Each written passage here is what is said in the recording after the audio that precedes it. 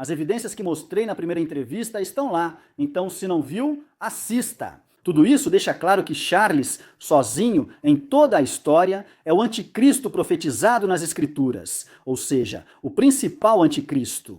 Então, pessoal, se vocês estão me ouvindo dizer isso e pensando, mas existem muitos anticristos. Bem, sim, existem muitos anticristos, inclusive hoje em dia.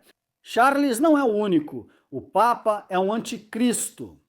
Todo Papa do catolicismo romano tem sido um anticristo. Então é verdade, há muitos anticristos. Mas há um específico, além do falso profeta, que é predito nas Escrituras com meios muito claros dados a nós. Testes dados para realmente cumprir nas Escrituras em Apocalipse 13, 18. Que servem para nos permitir identificar o principal anticristo, ou seja, aquele que realmente será possuído por Satanás. Sobre os piores eventos que antecedem a volta de Cristo no Armagedon, liderando um governo global por 3 anos e meio. Isso vai ser constituído após a Terceira Guerra Mundial, que está por vir. Esse indivíduo é o rei Charles III. Então há evidências muito únicas, um teste muito único, que só ele passa, evidências que só ele tem, que os filhos dele não têm. Nenhum outro ser humano na história do mundo teve, ninguém mais jamais terá, por razões que expliquei na primeira entrevista. Então, definitivamente, vá assistir a isso. Se você ainda não assistiu, claro, adquira o livro. Tem muito mais sobre essa questão nele. Sim, o link da primeira parte está na descrição. Já temos mais de 2.000 pessoas assistindo ao vivo. Obrigado por todas as perguntas que estão chegando. Bem, vou colocar novamente os links para o site e o livro do Tim no chat ao vivo, caso você tenha acabado de entrar. Apoiem esse trabalho importante dele. Agora, temos uma pergunta. A pergunta é sobre Trump, mas essa é interessante, pois ele acabou de visitá-los. Eles estão perguntando, sabe, podemos assumir que o Trump sabe disso? E se ele sabe disso, por que ele teria os visitado recentemente? Qual foi o propósito das visitas à família real? Então, essa é uma resposta um pouco longa. Tem muito a dizer sobre o Trump, incluindo muita gente que está tentando dizer que ele é o anticristo, certo? Sim. Ele é frequentemente confundido, dizem, é o Trump, não o Charles. Esse tipo de bobagem. E deixe-me dizer logo no começo, pessoal, qualquer um que diga isso é analfabeto bíblico, ou seja, não sabe o que as escrituras dizem sobre profecia bíblica, e ainda o pouco que acham saber. Eles nem sequer estão testando essas pessoas para ver se elas cumprem os critérios. Isso quer dizer que Trump é inocente, o anticristo, ou ele sabia ou deveria saber? Tudo bem, eu mesmo entro.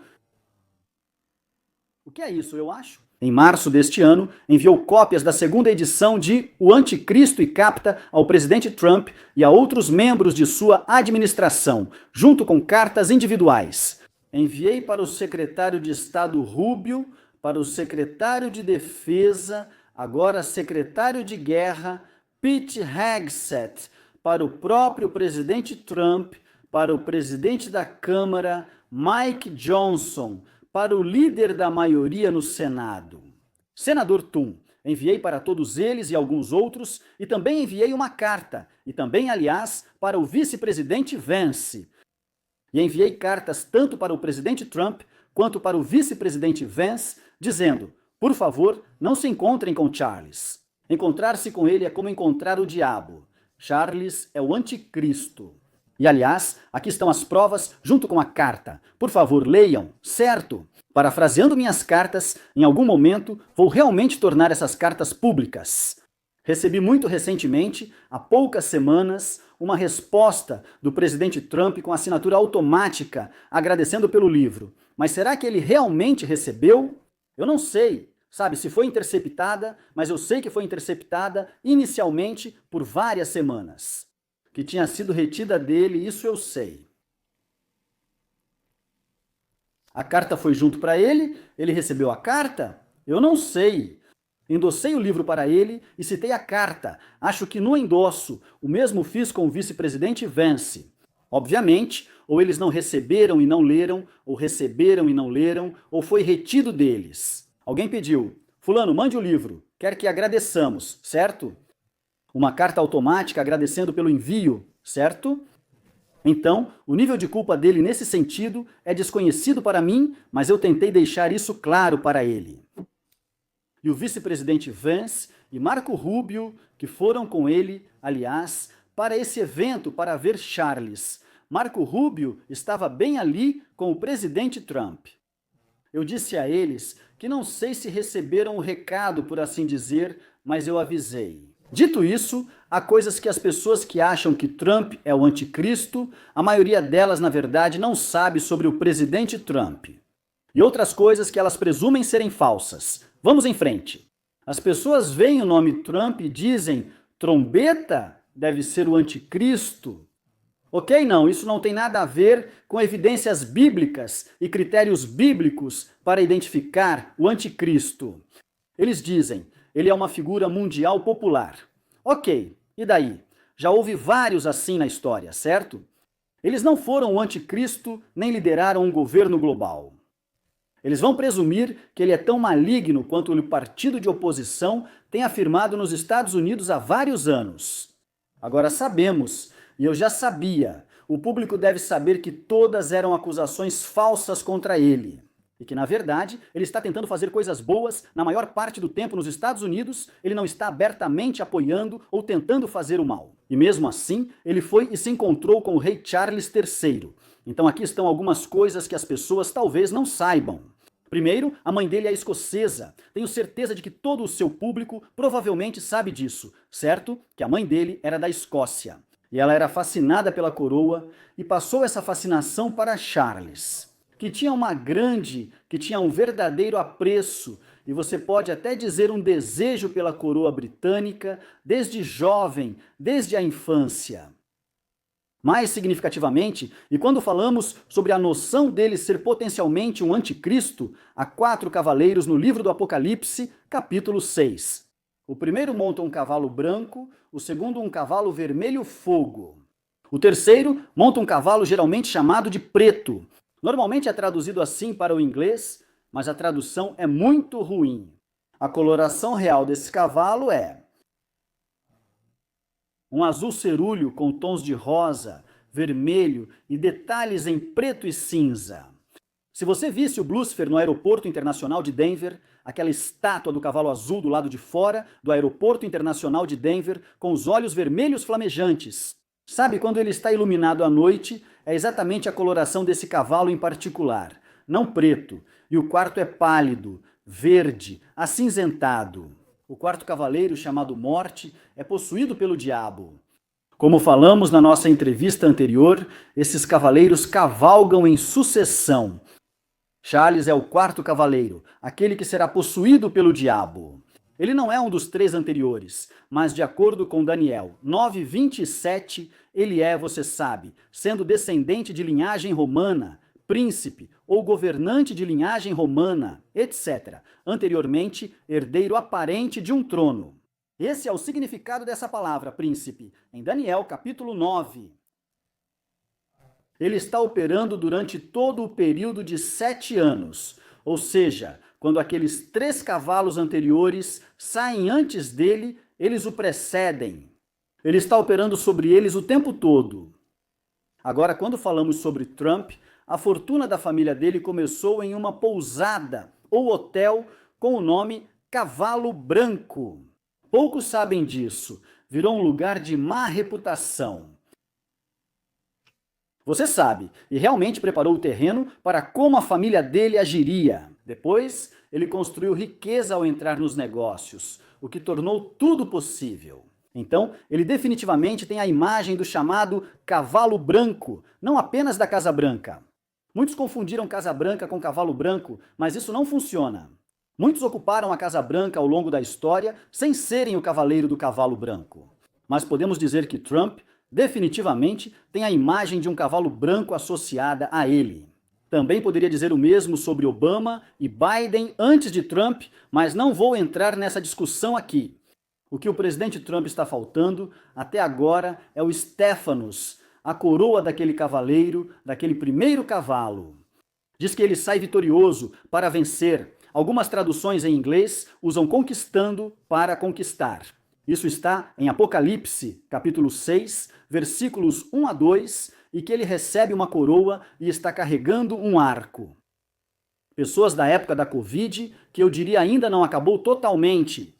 Eles olhavam e diziam: ok, corona, coronavírus, coroa, isso é Trump, certo? Não, está falando sobre um Stéphanos no texto grego, que é uma coroa de vencedor, ou aquele tipo de coroa de folhas que era colocada na cabeça de um vencedor em jogos romanos ou gregos. É literalmente esse tipo de coroa que está sendo mencionado, não está falando de uma coroa real. No texto grego, a palavra usada para coroa em inglês é Stéphanos, que significa coroa de vencedor e não tem relação com corona. Então, um prêmio Nobel da Paz. No meu livro Coreia do Norte, Irã e a Próxima Guerra Mundial, 2018, escrevi que havia quem defendesse que Trump merecia o Nobel da Paz, prêmio que ele desejava, por causa das conversas dele com Kim Jong-un na Coreia do Norte, tentando evitar uma ameaça nuclear ou uma guerra nuclear com a Coreia do Norte. Alegando que ele deveria receber o Prêmio Nobel da Paz por esse motivo, agora, em seu segundo mandato, houve uma cacofonia de vozes por todos os tipos de razões adicionais para que Trump fosse indicado e recebesse um Prêmio Nobel da Paz. E ele está pedindo isso para si mesmo. Isso ainda não ocorreu. O Comitê do Prêmio Nobel já afirmou, sendo um órgão bastante político. Eles nunca foram reconhecidos pela honestidade com quem recebem o prêmio. Quase todos os premiados com o Nobel da Paz foram comprovadamente, abertamente maus, e causar guerras e fazer todo tipo de coisa ruim no planeta. Subsequentemente, se já não tivessem feito isso, incluindo Obama. Então não há nada de honesto no Comitê do Prêmio Nobel da Paz, nada de pacífico neles ou naqueles a quem eles escolhem dar o prêmio. Eles são extremamente políticos. Então, dito isso, quando eles vêm a público e dizem, bem, não queremos ser influenciados por outros, ou somos apolíticos, ou não somos políticos, ou algo desse tipo, eles estão apenas mentindo descaradamente, como sempre fizeram. Sobre esse prêmio, por que eu menciono isso? Bem, o mais interessante sobre o Prêmio Nobel da Paz é que ele vem com Stéphanos. Simbolicamente, esse é o tipo de coroa sobre o qual Apocalipse 6, versículos 1 e 2 está falando. Então, não é uma coroa física de vencedor, como uma de folhas colocada na cabeça de Trump. Por exemplo, se ele recebesse o Prêmio Nobel da Paz, como Obama recebeu antes dele, poderia-se dizer com verdade que ele recebeu um Stéphanos, esse tipo de coroa. É sobre isso que Apocalipse 6, de 1 a 2, está falando agora. Ele se encontrou com o rei Charles III e fez diversos elogios sobre ele. Ele sempre fala bem das pessoas. Esse é o presidente Trump, ele tenta ser positivo, e essa ideia do poder do pensamento positivo, Vincent Peale e ministros que eram populares na mente dele. Você sabe, no passado e atualmente, pessoas do tipo palavra da fé, ou pessoas da palavra da fé. A crença no poder do pensamento positivo sempre foi central para muitos deles, inclusive para o presidente Trump.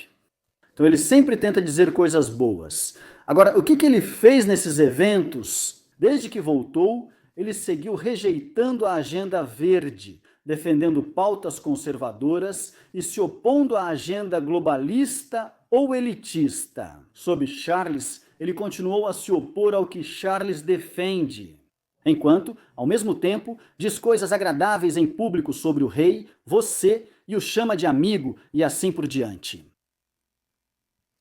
Então, o presidente Trump pode se tornar um anticristo?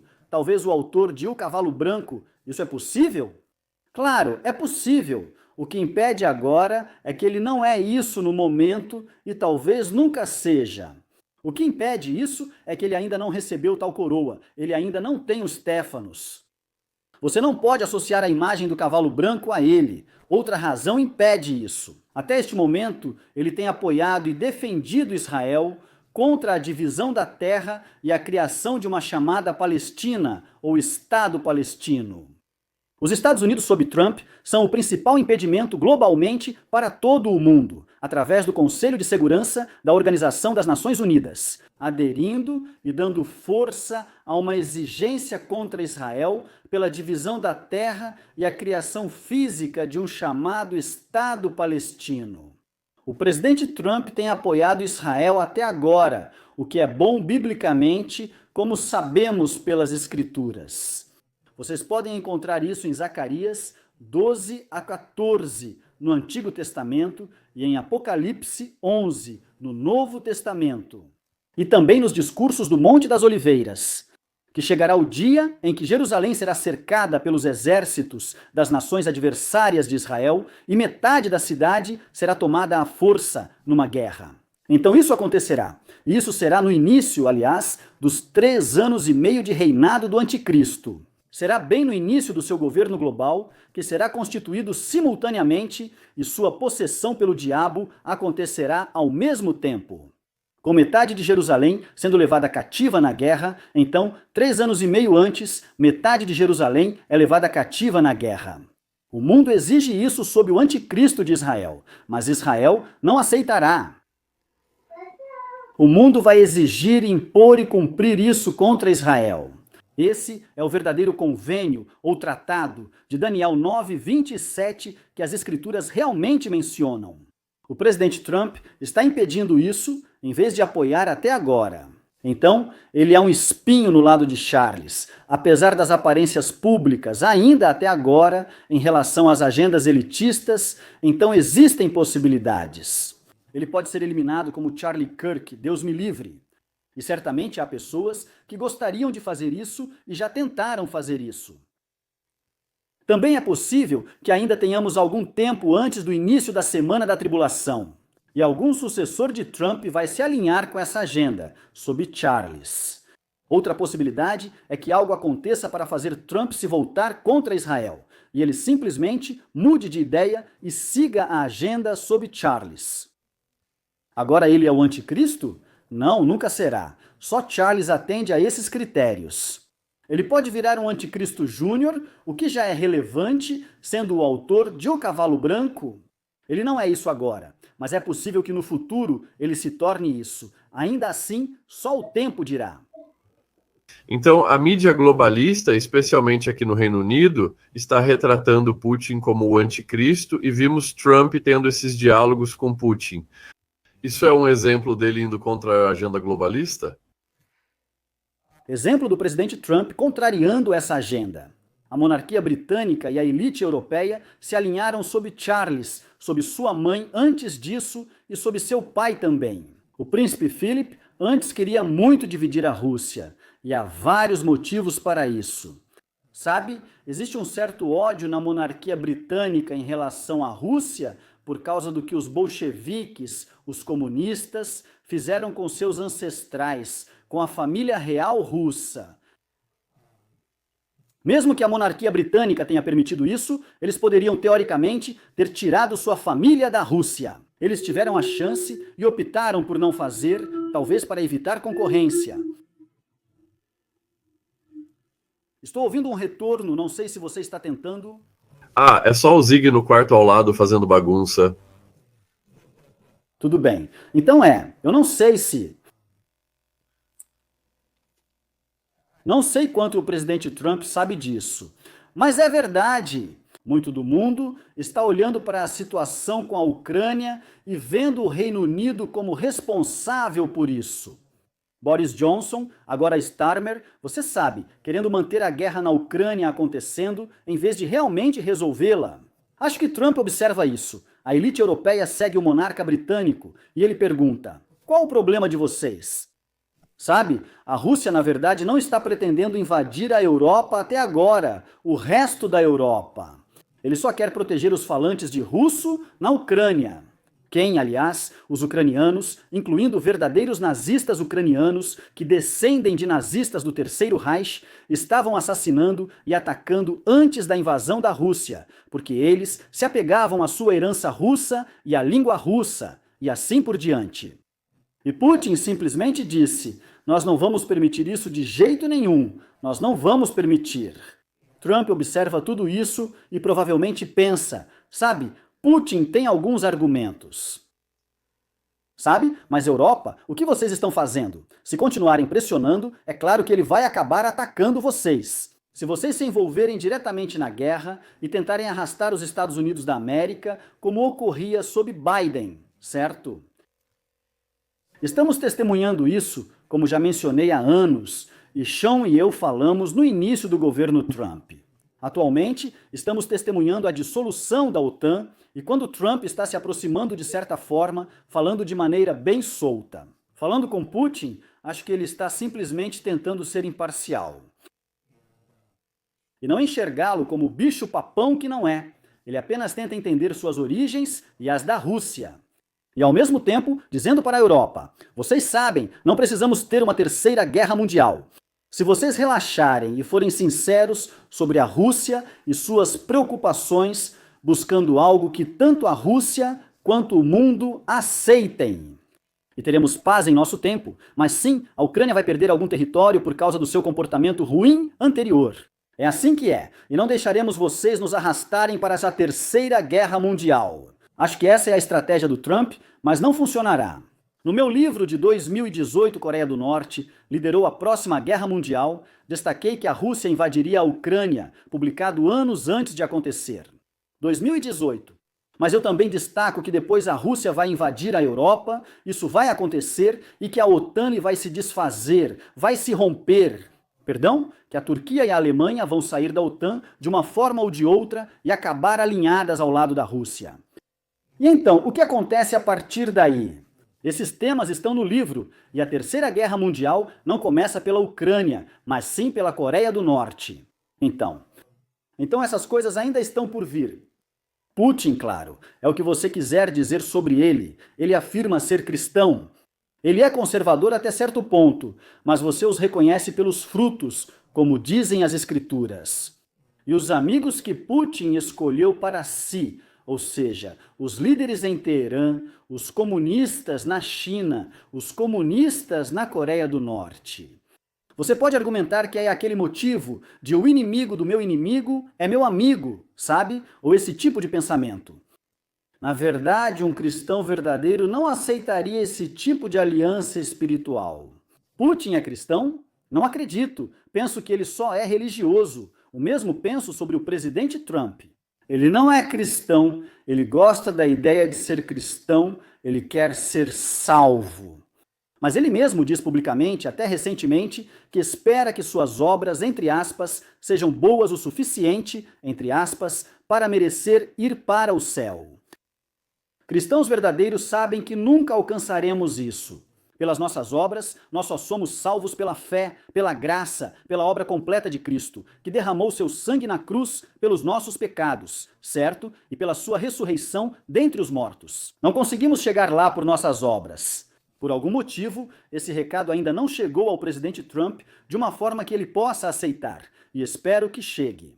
Mas até agora, ele não é cristão, assim como Putin também não é, mas acho que ele está tentando ser justo, então é isso que vou dizer. E Putin não atende aos critérios para ser o anticristo de forma alguma, e ele também não é um anticristo neste momento. Ele não está por aí com um complexo de salvador ou algo assim, diferente do presidente Trump, que na verdade tem um pouco desse complexo de salvador publicamente. Então é isso que eu tenho a dizer sobre isso. Bem, isso é fascinante porque tivemos uma série de analistas militares, desde o coronel Douglas Macgregor até Scott Ritzer, e todos eles disseram algo muito parecido, sabe? Algo como, poderia ter havido um acordo de paz na Ucrânia. Boris Johnson sabotou isso. Recentemente afirmou que neonazistas pressionaram Zelensky. Mas ele realmente foi até lá e tem o sangue de mais de 1 milhão de jovens ucranianos em suas mãos, e aí você tem Kiostama, que só está continuando. Ele pretende, com a Alemanha, enviar mísseis de longo alcance para atacar o centro da Rússia. E você está falando sobre a Rússia, sabe? E atacar a Europa. Me parece que esses caras estão provocando a Rússia a atacar a Europa. Eles querem mesmo dividir isso. A Ucrânia representa só uma parte dos recursos se toda a Rússia for dividida. Parece estar acontecendo como você descreveu. E pessoas como Starmer, etc., estão provocando isso. Você diria que é esse o caso? Eles estão provocando isso e é intencional, na verdade está sendo feito sob o comando de Charles, orquestrado por ele. Quando ele se encontrou com Zelensky, foi quase na mesma época em que Trump estava com Starmer na Casa Branca. O que ele estava tentando fazer? Ele estava tentando manter a guerra na Ucrânia acontecendo, na verdade. Mais uma vez, algo é mostrado em público, mas fazem diferente nos bastidores. E MacGregor Ritter, eu conheço eles. Eu discordo da análise deles em quase tudo, exceto sobre a Ucrânia. Eu acho que eles não sabem do que estão falando, seja em termos históricos ou militares. Nenhum deles, quando o assunto é Oriente Médio, Israel e países árabes. Adoraria debater publicamente com ambos sobre o tema. Quem ler meu livro, Coreia do Norte, Irã e a Próxima Guerra Mundial, encontrará uma análise militar detalhada e ampla documentação. As pessoas podem ver os comentários desse livro na Amazon, incluindo alguns dizendo: rapaz, isso é assunto militar avançado. Sem histórico militar será difícil para você ler. Mas eles conseguem terminar e aprendem muito com isso, inclusive sobre o que realmente vai acontecer em relação à Europa.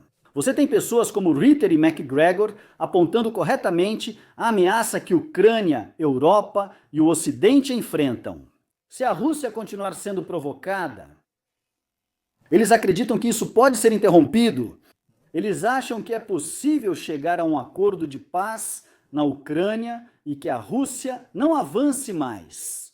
Eles acham que ainda há uma oportunidade para isso. Eu disse desde o início da guerra que não haverá uma resolução para isso até que a Terceira Guerra Mundial aconteça, termine e leve ao governo global. Isso está no meu livro de 2018, onde explico o motivo.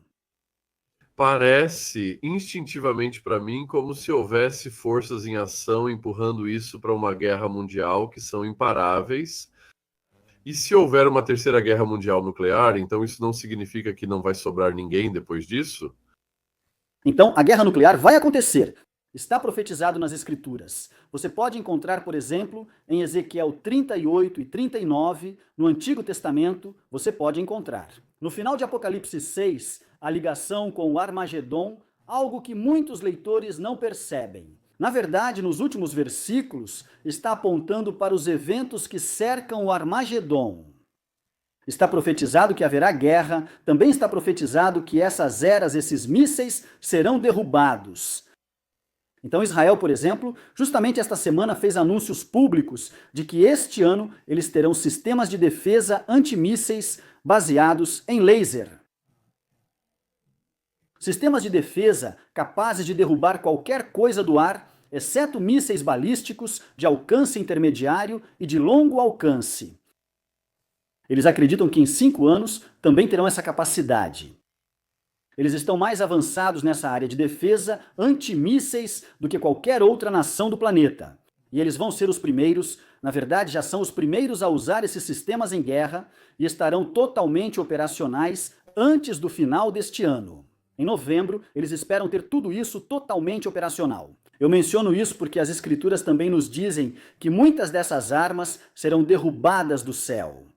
O Senhor afirma que derrubará as flechas inimigas de Israel no momento certo. Embora também diga que ele enviará fogo às regiões costeiras de lugares distantes da Rússia, que Gog e Magog enviarão fogo, e é Gog e ou Magog. Vou ter que olhar em Ezequiel 38 e 39 para citar precisamente, mas enviarão fogo às regiões costeiras distantes. Isso inclui os Estados Unidos. Estamos falando neste caso em contexto, história e militarmente, e assim por diante, de armamentos nucleares e outros tipos de armamentos baseados em mísseis. Então, ogivas nucleares. As Escrituras mencionam estrelas caindo do céu em vários contextos, incluindo meteoros, cometas e até ogivas nucleares. As pessoas podem olhar para eventos recentes entre Irã e Israel, quando o Irã estava atacando Israel e vice-versa, e ver as ogivas nucleares caindo à noite no céu, e elas literalmente parecem estrelas cadentes. Escrevi sobre isso por décadas, inclusive no livro de 2018, que trata dessa profecia. A Terceira Guerra Mundial. Eu acho que pode haver uma troca limitada de armas nucleares, mas abordei naquele livro que até mesmo uma troca limitada de cerca de 100 ogivas nucleares entre Paquistão e Índia já seria suficiente para destruir o suprimento global de alimentos e causar a morte por fome de bilhões de pessoas, potencialmente devido à poluição radioativa das principais regiões produtoras de alimentos da Europa e do Oriente Médio. Então as pessoas não percebem isso, que entre a Rússia e a China, aquela região do mundo, e o Irã é uma das principais regiões produtoras de alimentos do mundo para a produção de grãos, não dos Estados Unidos, me desculpe, mas do mundo para a produção de grãos. Além disso, como a Ucrânia, grande parte do fornecimento mundial de fertilizantes é produzida a partir de materiais que vêm da Ucrânia, incluindo potássio. Muitos não percebem, falamos de agricultura orgânica, que realmente é mais saudável e positiva. Mas a verdade é que sem fertilizantes sintéticos, produzidos usando gás natural e extraídos com potássio e coisas desse tipo. Você não consegue alimentar o mundo sem fertilizante, você não consegue produzir comida suficiente para alimentar a população global atual, nem de longe. E então, se essas coisas forem eliminadas até mesmo por uma troca nuclear limitada, você pode fazer grande parte do mundo morrer de fome. Então, uma das coisas que acontece imediatamente após a Terceira Guerra Mundial. E a Terceira Guerra Mundial acontece. Sob o segundo selo do Apocalipse, um cavaleiro em um cavalo vermelho flamejante avança, recebe uma espada e com ela tira a paz da terra. Descrição do segundo selo do Apocalipse, o cavalo vermelho flamejante, como explico no livro Coreia do Norte, Irã e a Próxima Guerra Mundial. Eis que um cavalo vermelho representa a Coreia do Norte e seu cavaleiro. Isso também está ligado à corporação de petróleo móvel, ExxonMobil, anteriormente Magnolia Oil, porque é o símbolo histórico deles, mas a espada é o símbolo nacional da Coreia do Norte. Muita gente, você sabe, olha para o Islã, certo? E sua parceria, por exemplo, com os adversários de Israel, com a Rússia, certo? Você já viu a estátua da Mãe Rússia, Sean? Não. Ela tem cerca do dobro do tamanho da Estátua da Liberdade, que já é bem alta, né? E sua principal característica é uma espada gigante na mão, a Estátua da Mãe Rússia. Você tem uma espada quase do tamanho da Estátua da Liberdade na mão dessa estátua, quase tão alta, ligada à Rússia. Então, Rússia e Coreia do Norte se aliaram contra a Ucrânia, certo? O cavalo vermelho flamejante e uma nação cujo um dos principais símbolos é uma espada. Não é só essa ideia da Rússia como portadora. Acho que a pergunta anterior daquele professor, acho que era outra coisa que ele insinuava. Irã e Rússia, ambos associados ao urso. Além disso, agora, a espada com a Rússia e o Islã ligados à Coreia do Norte, então China, Irã, Coreia do Norte, Rússia, todos aliados juntos. E eu escrevi sobre isso no livro, mas também escrevi sobre a possibilidade de um intercâmbio nuclear limitado nesse livro entre Índia e Paquistão.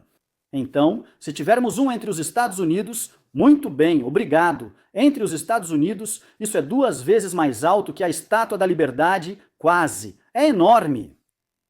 Então, sim, uma espada dada ao cavaleiro do cavalo vermelho flamejante, Coreia do Norte. E essa estátua, eu disse, é um símbolo da Coreia do Norte. Está na moeda deles, eles dão o nome de muitos dos seus armamentos a ela. Konoma, ou Kolima, da mitologia asiática, é um cavalo vermelho flamejante que salta grandes distâncias de uma vez. Ela fica de frente para o centro de Pyongyang, como uma estátua que iluminam algumas vezes ao ano com velas e tochas, parecendo vermelha e flamejante à noite.